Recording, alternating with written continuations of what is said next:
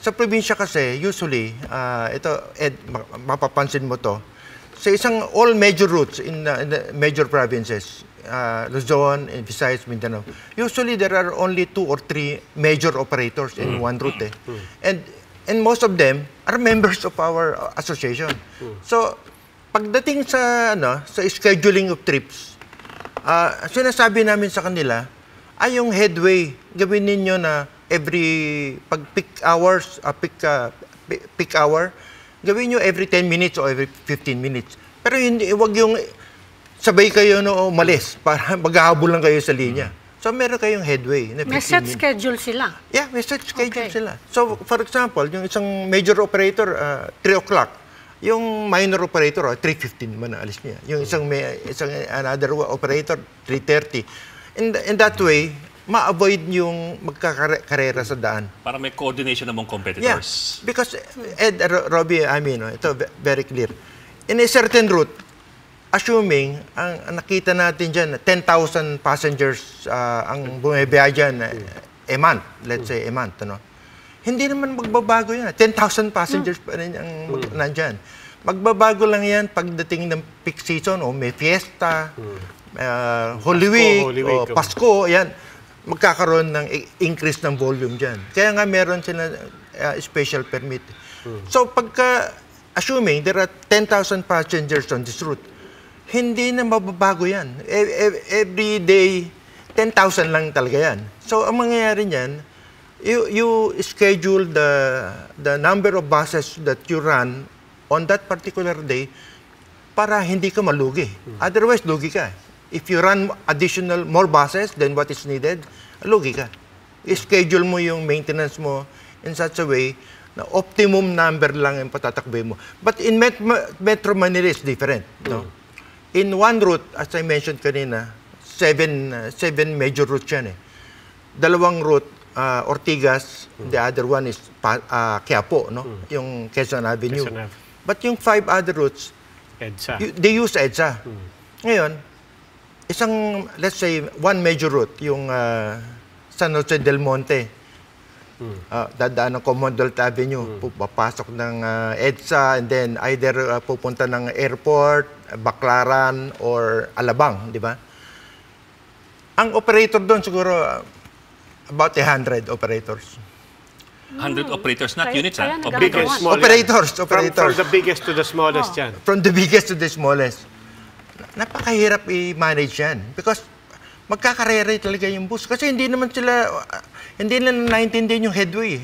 Sabihin mo na, every 5 minutes. Yes, but I don't mean to be cold or insensitive here. But the intention of these policies is not to save every single company. Is it not? I mean, this is going to be a passenger-centric, a commuter-centric policy. And then, basically, you are also putting your faith in the free market. Yeah. And then, matira matibay at matira kung sinong pinakang maganda. I mean, because I can understand what you're saying na, kung 100, mahirap talagang buhayin yung 100. That's right. But what I'm saying is that there has to be not only a fixed salary, aside from the fixed salary, there has to be another system change. So, ano po yung system change na yan? You make it into a single consortium, one major route. But that's within your industry na. Kayo-kayo na yung gagawa. So, monopolyo ang bawat rota? Yes. That's the only way. Because if it's not a monopoly, then magkakaroon ng chaos sa kalsada. Can you imagine kung 100 yung boss niya?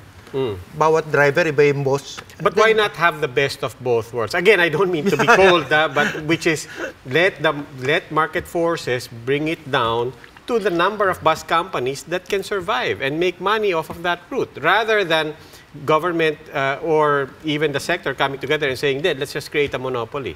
Actually, nangyayari na yun. As we talk, siguro out of the 100, marami na nababankrupt yan. Because, you know why? Ngayon, kasi requirement ngayon, if you want to continue operating in Metro Manila, you have to buy a very, very special bus. We call it a low-floor bus. Ito yung low floor, yung mababa na flooring. Para madaling humakbang. Madaling umakyat. And then, dire-diretso yun.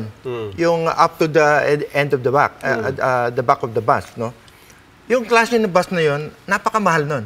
Because ang ginagamit nun, air suspension yun. Hydraulics. Air suspension yun. Automatic transmission yun.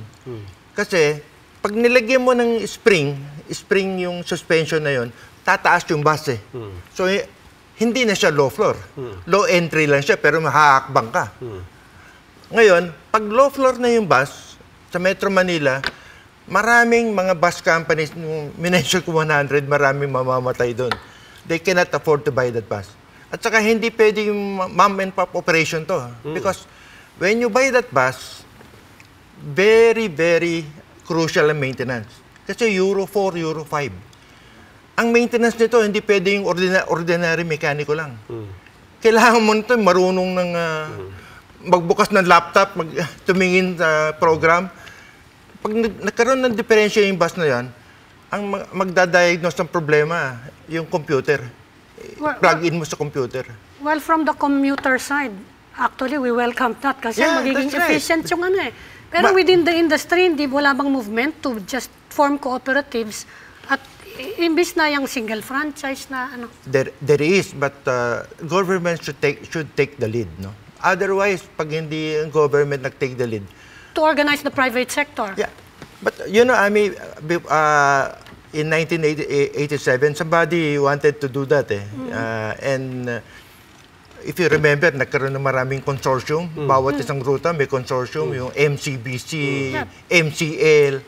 But after they deregulated the industry, even if you have only one bus, you can apply for a franchise and then that's gone.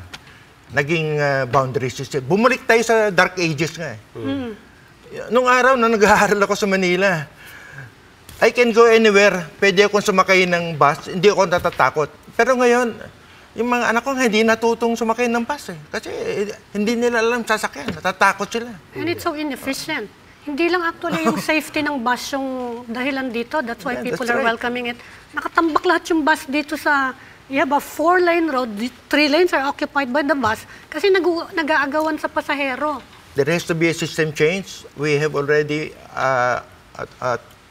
advised MMDA, baguhin natin yung system. But, you know, you need to have, I don't know, legislation maybe, just to change that system. But in the provincial bus sector, sa mga major routes, usually 1 or 2, 3 major operators. Ganun na nangyayari. Ganun na nangyayari. Yung maliliit na operator doon, you cannot compete with the big operator. One last question lang po. Yung Yeah. 100 na sinasabi niyo dun sa isang major route na yon, hindi, tanggal na mga kolorum dyan, ha? These are all legitimate wala na, franchises. wala. Isang Because- daan. Pag dadaan ka sa sa terminal na that's management MMDA. Pag wala kang wala kang franchise, wala ka. At the same time, itong mga major terminals na tinatawag yung PITX, meron ng RFID yung bus eh. Kapa. Yung RFID ng bus, pag i-scan mo siya, makikita mo na, ito ang franchise nito. Well, hindi na, yung days of colorum, pag naka-RFID yung bus, wala na yun eh.